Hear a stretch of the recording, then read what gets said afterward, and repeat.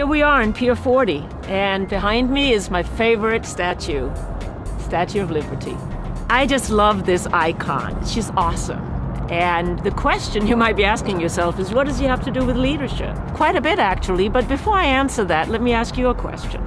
If someone were considering transferring into your team from another department or another organization, and they went to ask each member of your team what it's like to work for you, what would they answer? If someone says, she's okay, she's okay, she's pretty good, I would say, not a resounding endorsement. I mean, certainly few people would be likely to move from another company for that.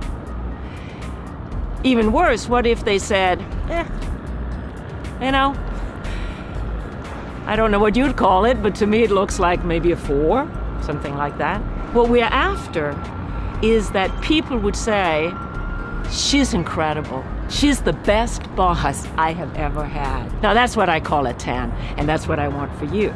To me, the reason I love the Statue of Liberty is she's a 10. And what makes her a 10? Well, there are a lot of things, but let me just touch on a couple of them.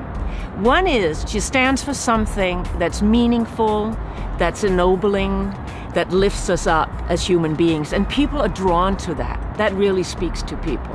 Not only did she stand for something consistently, she also communicated this sense of possibilities, of optimism, of a better future. So people came because they thought within that world they could create a better world for themselves and for their families. So the question is, what do you stand for?